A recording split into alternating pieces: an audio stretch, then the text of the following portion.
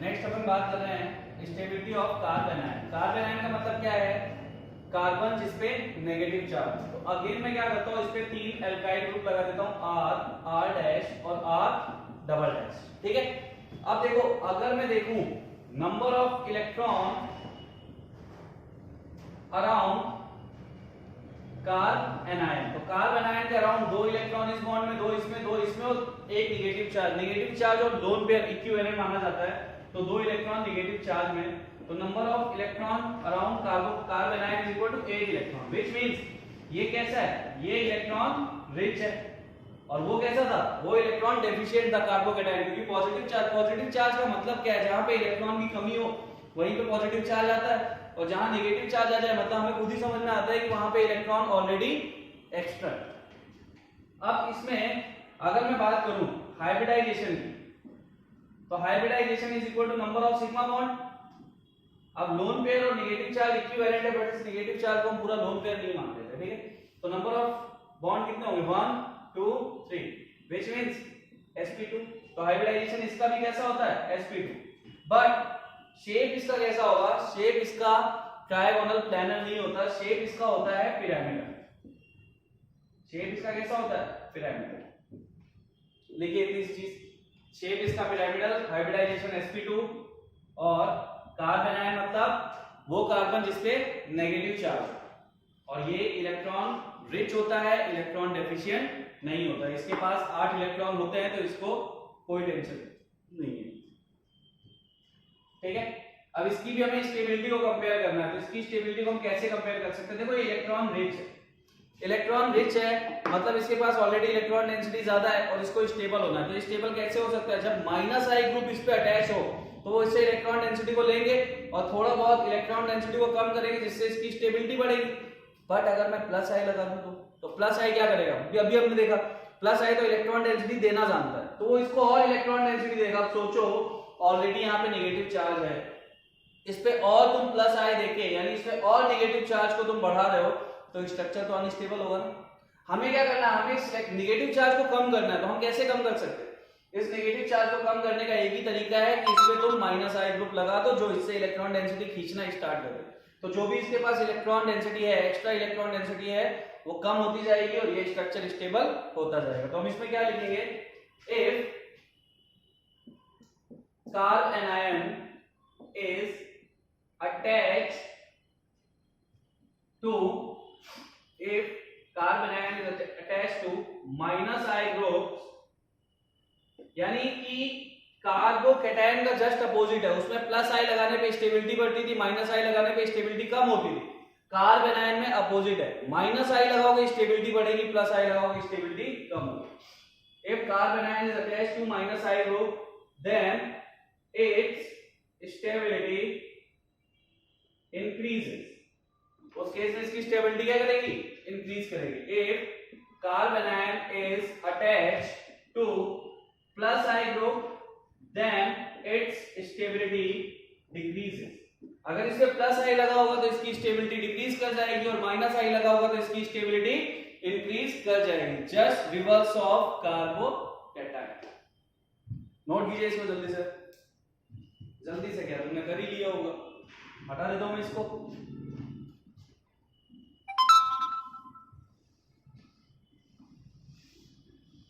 समझ गए, माइनस आई हम यहां पे शॉर्ट फॉर्म में इसको ऐसे भी लिख सकते हैं, स्टेबिलिटी ऑफ कार्बोकैटायन। इसको शॉर्ट फॉर्म में कॉपी के टॉप यानी बालकनी में लिख लो, is directly proportional to plus I groups in case of inductive effect. Stability of carb anion is directly proportional to minus I groups.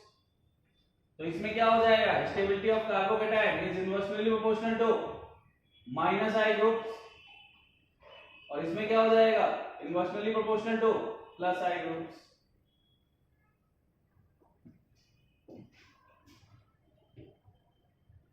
तो minus I group और plus I group, अगर इसमें minus I group लगे होंगे तो stability कम होगी, इसमें प्लस आई ग्रुप लगे रहेंगे तो स्टेबिलिटी कम होगी। लिख लो इसको इस शॉर्ट फॉर्म में ताकि तुम्हें याद रहे। तुम्हें मेन फोकस तुम्हारा सिर्फ इस वाले कॉन्सेप्ट होना चाहिए, यानी कितनी चीज तुम्हें अच्छे से दिमाग में डाल के रखनी है, वो चीज तो स्टेबिलिटी डिक्रीज करने का कॉन्सेप्ट है, हमें तो स्टेबिलिटी बढ़ाने की बात सोचनी है। ठीक है, चलिए स्टार्ट करते हैं इसके भी क्वेश्चंस।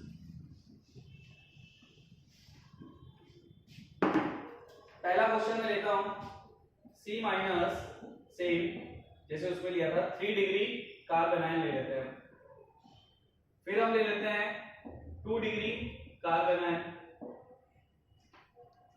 फिर हम ले लेते हैं 1 डिग्री कार्ब एनायन और हम ले लेते हैं फिर मिथाइल कार्ब एनायन। तो ये मेरा है स्ट्रक्चर नंबर 1, ये 2, ये 3, ये 4। अब ये कार्ब एनायन का क्वेश्चन है और इस पे जो लगे हुए ग्रुप है वो कौन से है, तो भैया सारे के सारे प्लस आए हैं। CH3 मिथाइल ग्रुप हर केस में प्लस आई दिखाएगा चाहे जो हो जाए, ठीक है, ये भी प्लस आया है। अब मुझे बताओ यहाँ पे सबसे ज्यादा स्टेबल कौन होने वाला है, तो वहां से देखो stability of carbanion is directly proportional to minus I group and inversely proportional to plus I group, यानी जितना ज्यादा प्लस आई ग्रुप उस पे अटैच होगा कार्ब एनायन की स्टेबिलिटी उतनी कम होने वाली है।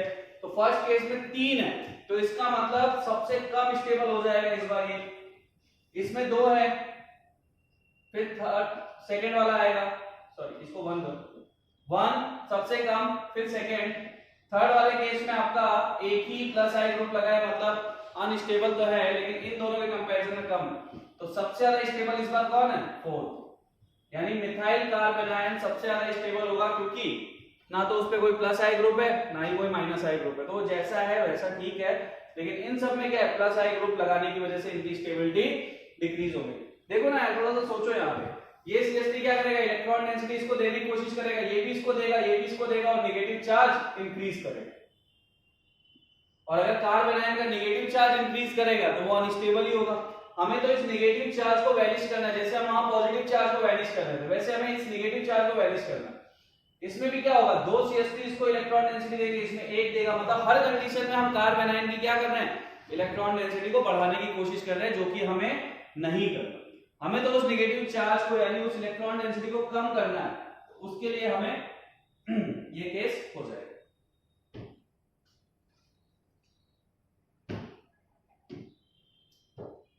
चलिए पहला क्वेश्चन तो याद रखना, methyl carbocation 3 degree 2 degree 1 degree से कम स्टेबल होता है, कार्बोकेटायन पॉजिटिव चार्ज, और मिथाइल कार्ब एनायन 1 2 3 से ज्यादा स्टेबल होता है। इस केस में सबसे कम स्टेबल होगा 3 डिग्री कार्ब एनायन। ये हो गया। अब हम बात करते हैं, एक क्वेश्चन और लेते हैं। सपोज मैंने ले लिया नेगेटिव चार्ज और यहां मैंने लगा दिया फ्लोरीन। सेकेंड क्वेश्चन में मैं क्या कर रहा हूं, नेगेटिव चार्ज और उस फ्लोरीन को मैं यहां लगा रहा हूं। थर्ड केस में क्या कर रहा हूं, नेगेटिव चार्ज और फ्लोरीन में यहां लगा रहा हूं। ठीक, अब ये देखो ये सिर्फ क्या है, अभी तक अपन कार्बन के स्ट्रक्चर ले रहे थे, कार्बन लिख रहे थे, अब अपन क्या ले रहे हैं, बॉन्ड लाइन नोटेशन। तो इससे मुझे नहीं लगता ज्यादा कोई डिफरेंस आने वाला है। चलिए सबसे पहले देख लो जो ग्रुप लगे हुए हैं कौन से ग्रुप है, क्या ये भी माइनस आए, ये भी माइनस आए, ये भी माइनस आए, तीनों माइनस आए। अब क्या, यानी तीनों क्या करेंगे, नेगेटिव चार्ज से इलेक्ट्रॉन डेंसिटी को अपनी तरफ लेके जाएंगे। तीनों लेके जाने की टेंडेंसी रखते हैं, ये भी इलेक्ट्रॉन डेंसिटी को अपनी तरफ लेके जाएगा और ये भी इलेक्ट्रॉन डेंसिटी को अपनी तरफ लेके जाएगा। तीनों माइनस आएगा, इसका मतलब यहाँ पे ये इलेक्ट्रॉन डेंसिटी डिक्रीज होने की कगार पे है। तो डिक्रीज हो रही है तो हमारी स्टेबिलिटी बढ़नी चाहिए। बट केस क्या है, केस ये है कि तीनों सेम ग्रुप है, बस तीनों की पोजीशन में चेंज है। तो ये वाला जो फ्लोरीन है ये 1 2 3 पोजीशन पे लगा हुआ है, ये वाला 1 सेकंड पे और ये वाला फर्स्ट की पोजीशन पे लगा हुआ है। तो इसकी स्टेबिलिटी हम कैसे निकालें, तो देखो फ्लोरीन कार्ब एनायन के जितने पास होगा इलेक्ट्रॉन डेंसिटी उतनी तेजी से तो खींच पाएगा। अब सपोज करो, सिंपल सी बात है, मैं किसी चीज को मतलब मैं खींचना चाहता हूँ तो मैं उसके जितना पास होगा मैं उतना ही तो एफर्ट लगा पाऊंगा, धूल से मैं ज्यादा एफर्ट नहीं लगा सकता उसमें, ठीक है। भले वो चीज कितनी हैवी वेटेड हो या कितनी लाइट वेट हो, जितना पास रहूंगा मैं उसको उतना इजीली उठा पाऊंगा या लिफ्ट कर पाऊंगा। तो यहाँ पे क्या है, फ्लोरीन जितना डिस्टेंस पे जाएगा इलेक्ट्रॉन डेंसिटी खींचने में उसको उतनी तकलीफ आएगी, क्योंकि बीच में जो एटम्स हैं वो उसको डिस्टर्ब करेंगे। तो ये क्या है, डिस्टेंस पे है, यानी इस क्वेश्चन में तीनों ग्रुप सेम है, लेकिन डिस्टेंस की वजह से थर्ड वाला सबसे ज्यादा इलेक्ट्रॉन डेंसिटी खींच के ले जाएगा। तो सबसे ज्यादा स्टेबल स्ट्रक्चर कौन सा होगा, third, then second, then one.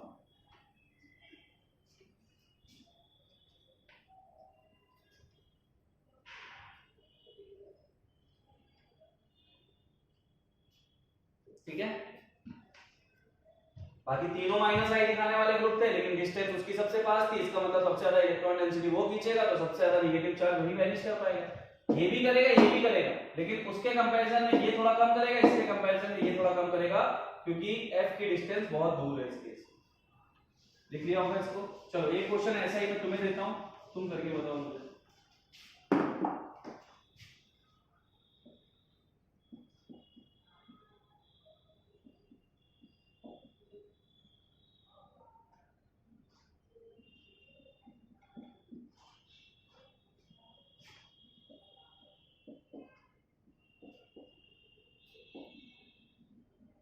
Third है CH2 या फिर CH3 CH NO2 CH2। First second third में सबसे ज्यादा स्टेबल कौन सा और सबसे लीस्ट स्टेबल कौन सा होने वाला है। हमको पता है NO2 is a strong -I group, ठीक है, NO2 -I दिखाता है। बट अब क्या होगा, तो सब लोग वीडियो पॉज करके इसका आंसर बता दो और फिर कंपेयर कर लेना, बाकी लोग देखो। इस स्ट्रक्चर में देखो तो कार्बन आयन है, इधर NO2 है, यानी NO2 इलेक्ट्रॉन डेंसिटी को खींच के अपनी तरफ लेके जाएगा। बिल्कुल सही बात है, यानी नेगेटिव चार्ज डिक्रीज करेगा, तो ये स्टेबल तो होने वाला है। इसमें क्या है, -I है, यानी ये ग्रुप क्या है, कार्बन आयन है, लेकिन यहाँ पे जो दोनों है वो एल्काइल ग्रुप है, तो वो इसको इलेक्ट्रॉन डेंसिटी देंगे, यानी ये माइनस चार्ज इंक्रीज करेगा, तो ये बहुत अनस्टेबल होने वाला है। तो हमें तो क्लियर हो गया कि सेकंड सबसे ज्यादा अनस्टेबल होगा। फर्स्ट और थर्ड में डिस्टेंस पे डिपेंड कर रहा है, NO2 वहां पे सेकंड पोजीशन पे, जस्ट फर्स्ट पोजीशन पे कार्बन आयन के, और ये सेकंड पोजीशन पे है। तो क्लियर हो गया कि थर्ड वाले से सबसे ज्यादा माइनस है, NO2 दिखाएगा और नेगेटिव चार्ज को कम करेगा। फिर फर्स्ट वाला, और सबसे कम स्टेबल होने वाला है सेकंड वाला, क्योंकि उसमें दोनों एल्काइल ग्रुप है, यानी +I ग्रुप है। ये कौन सा ग्रुप है, -I, ये क्या दिखाएगा, +I, ये भी +I दिखाएगा, ये -I दिखाएगा। तो -I की वजह से वो ज्यादा स्टेबल होगा।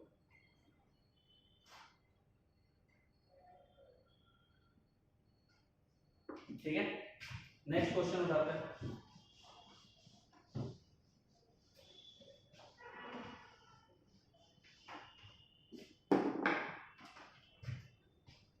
सपोज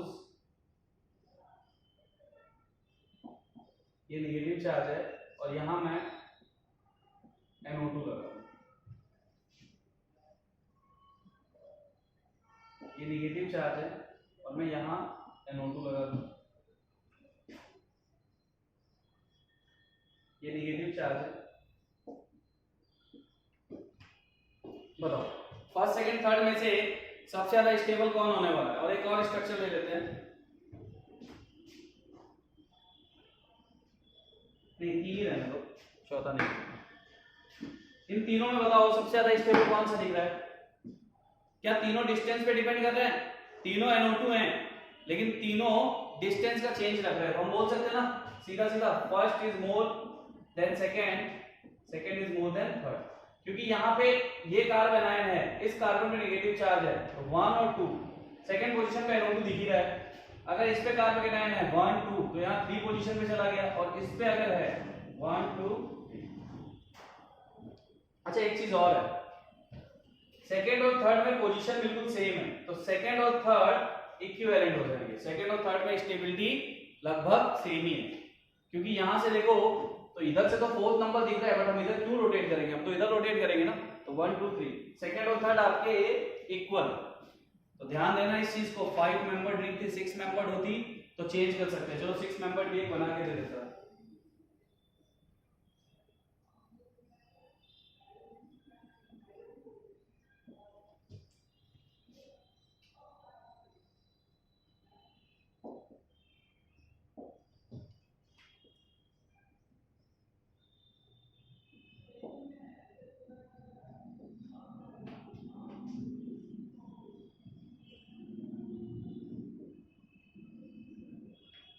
इसमें 4 स्ट्रक्चर है, 1 2 3 4। बताओ सबसे ज्यादा स्टेबल कौन सा होने वाला है? ये भी डिस्टेंस पे डिपेंड करता है और कुछ नहीं है।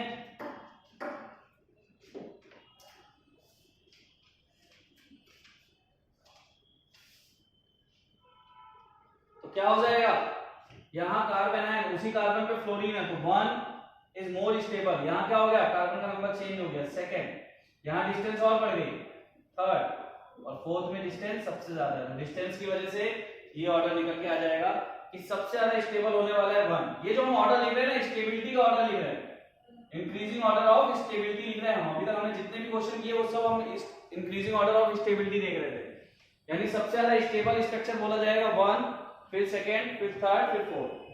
देखो ऑर्गेनिक केमिस्ट्री में मैक्सिमम चीजें जो तुम पढ़ोगे या जो भी चीजें तुम देखोगे, उसमें मैक्सिमम कॉन्सेप्ट हमारा यही रहेगा कि हम स्ट्रक्चर्स को स्टेबल कर रहे होंगे। अब उनपे क्या लॉजिक लग रहा है, वो कैसे स्टेबल हो रहा है, ये हमें देखना है। यहाँ पे क्या लॉजिक लग रहा है इनकी स्टेबिलिटी के लिए कि ये कार्बन आयन है, इसमें माइनस आई ग्रुप लगा है तो स्टेबल हो जाएगा, प्लस आई लगा है तो अनस्टेबल हो जाएगा। हमें क्या करना है, हमें स्टेबल करना है। तो ये सारे ऑर्डर जितने भी तक हमने देखे, कार्बोकेटायन, कार्बन आयन, वो सब उनके इंक्रीजिंग ऑर्डर ऑफ स्टेबिलिटी के थे। यानी सबसे ज्यादा स्टेबल स्ट्रक्चर इन चारों में से 1 वाला है, फिर सेकंड वाला है, फिर थर्ड वाला है, फिर फोर्थ वाला। इनमें से 1 सबसे ज्यादा स्टेबल है और सेकंड और थर्ड इक्विवेलेंट है, दोनों की स्टेबिलिटी लगभग सेम है। नोट कीजिए इसे।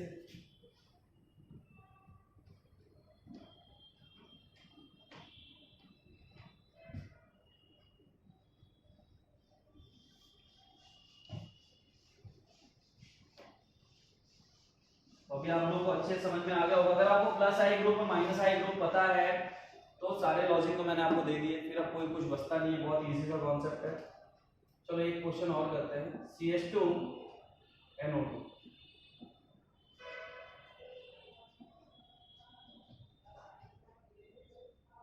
CH2 माइनस, CH2 या फिर CH3 CH2NO2 CH2 minus. Third structure है CH3 CH2 CH2 माइनस। अब मैं 4-5 स्ट्रक्चर एक साथ ले लेता हूं।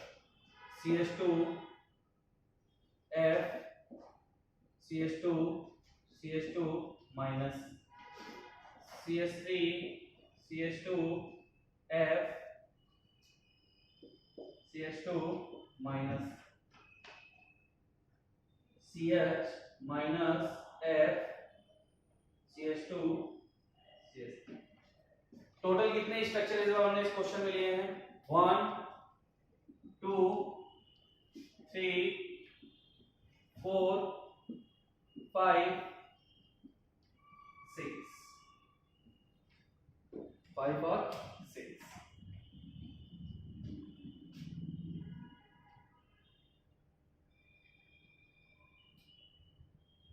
या फिर इस क्वेश्चन को एज इट इज होल्ड पे रखो थोड़ी देर।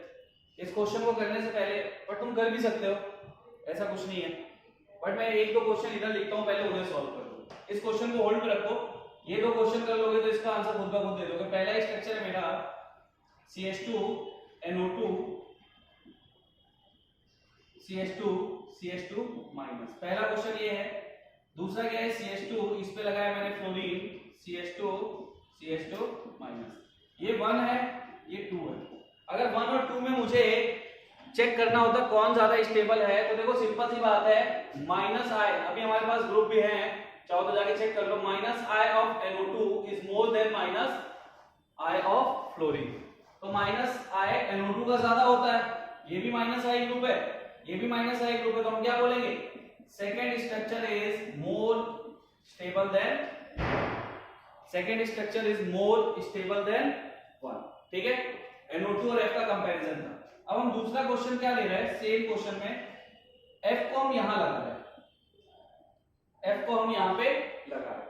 अब क्या होगा, अब ये भी माइनस आएगा, ये भी माइनस आएगा, तो इस केस में NO2 का माइनस आई ज्यादा है, फ्लोरीन का कम है। बट इस केस में क्या होगा, इस केस में माइनस आई डिपेंड करेगा डिस्टेंस पे, माइनस आई डिपेंड करेगा डिस्टेंस पे। तो यहाँ पे तुम एक नोट लगा सकते हो। नोट क्या है कि अगर किसी दो माइनस आई ग्रुप है और किसी माइनस आई ग्रुप की डिस्टेंस ज्यादा पास में है स्ट्रॉन्ग वाले माइनस आई से, तो ये डोमिनेंट होगा, क्योंकि ये क्या है, पास से इलेक्ट्रॉन डेंसिटी को खींच के ज्यादा स्टेबल कर सकता है और इसी को वो इलेक्ट्रॉन डेंसिटी बहुत दूर से खींचनी पड़ रही है। तो भले इसका माइनस आई स्ट्रॉन्गर है लेकिन डिस्टेंस की वजह से ये कम हो जाता है। तो नोट हम क्या लगाएंगे, माइनस आई इज डोमिनेंट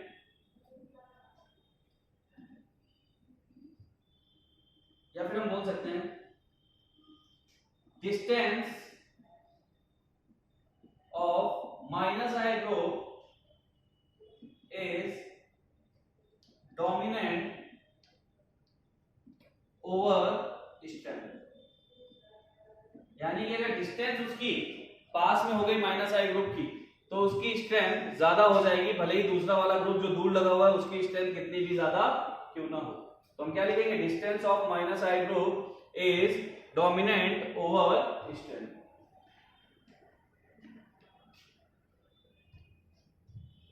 ठीक है, तो ये दो टाइप के क्वेश्चन मैंने तुम्हें करा दिए।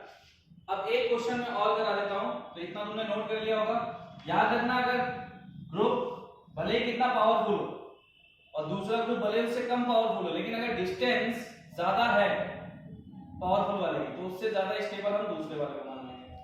अब यहां पे देखो, यहां पे क्या है, NO2 माइनस है और यहां पे भी फ्लोरीन है, लेकिन दो फ्लोरीन है तो दो फ्लोरीन का क्या हो जाएगा, माइनस आय ज्यादा हो जाएगा। इस केस में क्या है, डिस्टेंस भी सेम है, NO2 की डिस्टेंस भी सेम है और फ्लोरीन की डिस्टेंस भी सेम है, दोनों थर्ड कार्बन पे।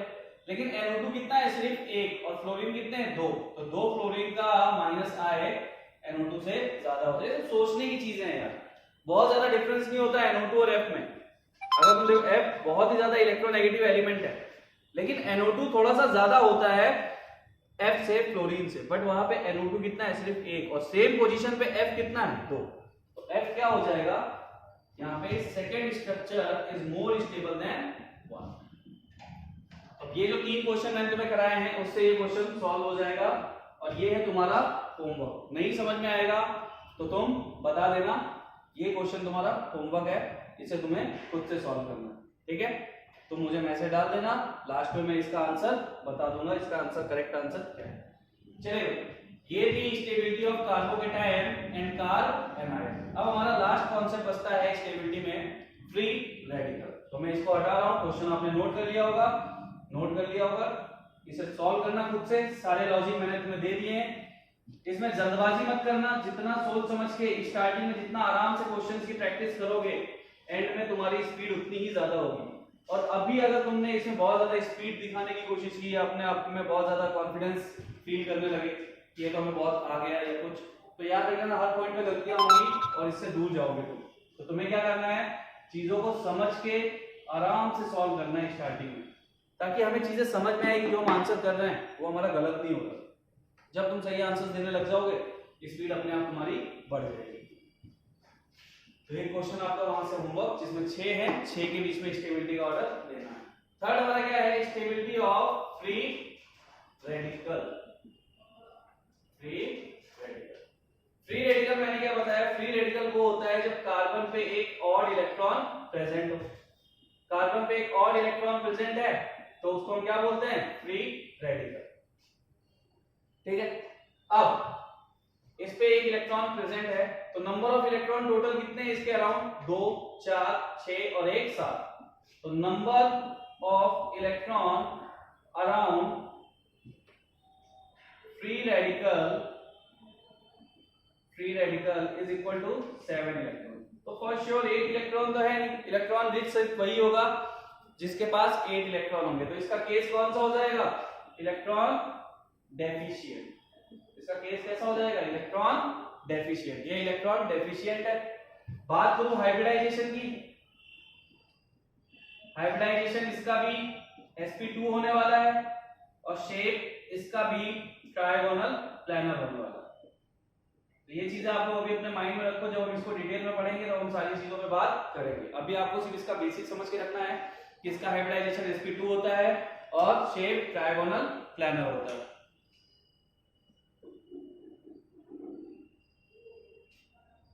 ठीक है, अगर मैं बात करूं कार्बोकेटायन की, तो कार्बोकेटायन का शेप कैसे होगा, कार्बोकेटायन ऐसा होगा, ट्रायगोनल प्लैनर।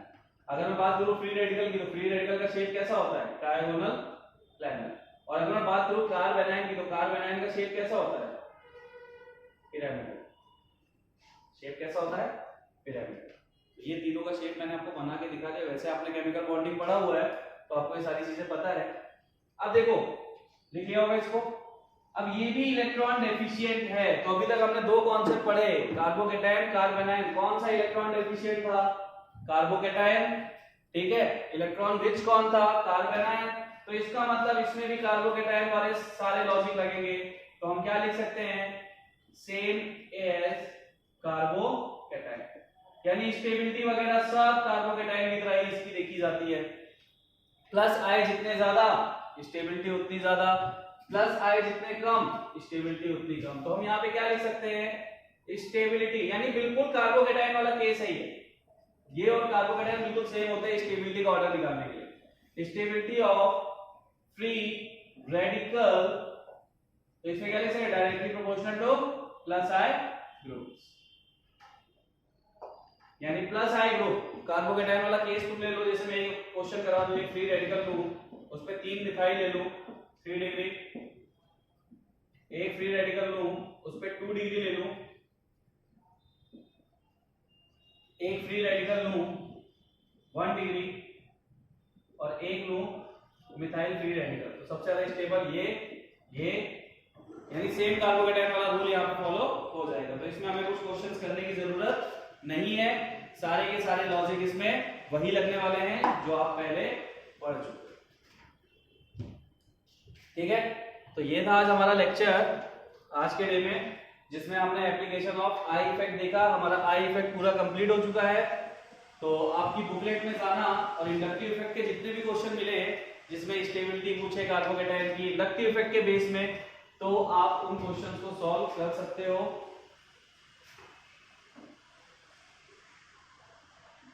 वरना आप लोग को जो क्वेश्चंस मैंने दिए हैं उन क्वेश्चंस को सॉल्व करो। और जितने लोगों के पास एमएस चौहान करके बुक है, क्योंकि ऑर्गेनिक में एमएस चौहान ही हम सॉल्व करेंगे, ऑर्गेनिक पर्टिकुलर्स बहुत सारे क्वेश्चन तो हमें कहीं मिलते नहीं है, तो हम एमएस चौहान ही सॉल्व कर लेते हैं। ठीक है, एमएस चौहान में जाना और इंडक्टिव इफेक्ट से रिलेटेड जितने क्वेश्चंस हो लेवल 1 के, वो आप करके प्रैक्टिस करना। ये आपके प्रैक्टिस के लिए होमवर्क तो मैं तभी दूंगा जब मैं थोड़ा सा और कॉन्सेप्ट बता दूंगा, रेजोनेंस, मेसोमेरिक, इनफैक्ट 2 इफेक्ट मैं पढ़ा दूंगा, तब मैं आपको होमवर्क देना स्टार्ट करूंगा। तो अभी के लिए आज की क्लास में इतना ही। इन चीजों को अच्छे से आपने ऑब्जर्व किया होगा, तो अच्छे से इनकी प्रैक्टिस करो। नेक्स्ट कॉन्सेप्ट हम पढ़ेंगे रेजोनेंस। तो आप लोग एक काम करना, कल की क्लास से पहले जो भी आपने केमिकल बॉन्डिंग में रेजोनेंस पढ़ा था, जितने भी उसके फंडामेंट्स पढ़े थे, वो सारी चीजें अपने दिमाग में रख के रिविजन करके क्लास को अटेंड करना। चलिए, तो आज की क्लास यही था। इंडक्टिव इफेक्ट हमारा कंप्लीट हो गया। Okay, bye bye, take care, और लेक्चर को टाइम पे देखो और अच्छे से पढ़ाई करो।